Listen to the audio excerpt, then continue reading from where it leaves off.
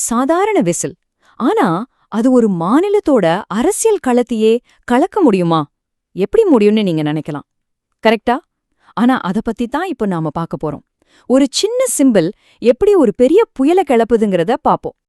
ஆமா, ஒரு சாதாரண விசில் சின்னத்தை ஒதுக்குனது எதுக்கு இப்போ தமிழ்நாட்டுல இவ்ளோ பெரிய விஷயமா மாறி இருக்கு?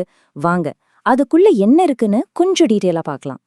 சரி, இதெல்லாம் எங்க ஆரம்பிச்சதுன்னு பாத்தீங்கன்னா தேர்தல் ஆணையத்தோட ஒரே ஒரு அறிவிப்புல தான்.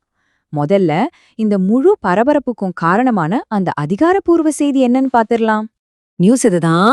இந்திய தேர்தல் ஆணையம் நடிகர் விஜயோட தமிழக வெற்றிக் கழகம் ஷார்ட்டா சொன்னா தவக அவங்க கட்சிக்கு விசில் சின்னத்தை அதிகாரப்பூர்வமா ஒதுக்கியிருக்காங்க.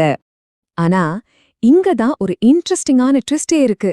இது ஏதோ ரேண்டமா கிடைச்ச ஒரு சின்னம் கிடையாது. இல்லவே இல்ல. அவங்க சப்மிட் பண்ண 10 சின்னங்கள்ல விசில் தான் அவங்களோட முதல் விருப்பமா இருந்துச்சு. அவங்களா விரும்பி கேட்ட சின்னம் இது. சரி, அடுத்த விஷயத்துக்கு போவோம். ஏன்னா இந்த சின்னம் இது வெறும் ஒரு அரசியல் அடையாளம் மட்டும் இல்ல. உண்மையில இது சினிமால ஆரம்பிச்ச ஒரு பெரிய கதையோட தொடர்ச்சின்னு கூட சொல்லலாம். சரியா? இப்ப யோசிச்சு பாருங்க, இவ்ளோ சின்னங்கள் இருக்கும்போது ஏன் விசில செலக்ட் பண்ணாங்க? கொஞ்சம் வித்தியாசமா இருக்குல்ல? ஆனா உண்மையில இது பாப் கல்ச்சர்ல நல்ல வேரூன்றி இருக்கிற ஒரு செம புத்திசாலித்தனமான வியூகம். இங்கதான் இந்த சின்னத்தோட உண்மையான பவரே இருக்கு. இது விஜயோட பெரிய ஃபேன் பேஸையும் அவரோட சினிமா இமேஜையும் ஒரு நொடியில கனெக்ட் பண்ணிடுது. ஒரு இன்ஸ்டன்ட் கனெக்ஷன். இங்க பாத்தீங்கன்னா அந்த கனெக்ஷன் எவ்ளோ தெளிவா இருக்குன்னு தெரியும். பேசிக்கா இந்த விசில் சின்னம் அவருடைய சினிமா உலகத்துக்கும் இப்போ புதுசா வந்திருக்கிற அரசியல் உலகத்துக்கும் நடுவுல ஒரு நேரடி பாலத்தை அமைச்சிருது. சோ யோசிச்சு பாருங்க, இது வெறும் வாக்குச்சீட்ல இருக்கிற ஒரு சின்னம் மட்டும் இல்ல. இது ஏற்கனவே இருக்கிற லட்சக்கணக்கான ரசிகர்களை ஒன்னு திரட்டுறதுக்கான ஒரு உணர்வுபூர்வமான கலாச்சார அழைப்பு மாதிரி.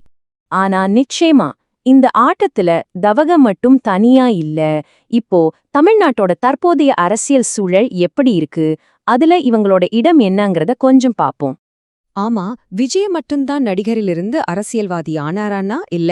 அவரோட சமகாலத்தவரான கமலஹாசன் அவரோட மக்கள் நீதி மய்யம் கட்சிக்கும் அதே தேர்தலுக்காக பேட்டரி டார்ச் சின்னம் ஒதுக்கப்பட்டிருக்கு. நாம எதிர்பார்த்த மாதிரியே இந்த அறிவிப்பு வெளியான உடனே சோஷியல் மீடியால ஒரு பெரிய பரபரப்பே ஆயிடுச்சு. இதுவே ஒரு தெளிவான சிக்னல் தான். மத்த கட்சிகள்லாம் இப்போ இந்த புது போட்டியாளரை ரொம்ப தீவிரமா கவனிக்க ஆரம்பிச்சிட்டாங்க. சரி, இப்போ சின்னம் கிடைச்சாச்சு, அரசியல் களமும் சூடு பிடிக்க ஆரம்பிச்சுடுச்சு. ஓகே, அப்போ அடுத்து என்ன?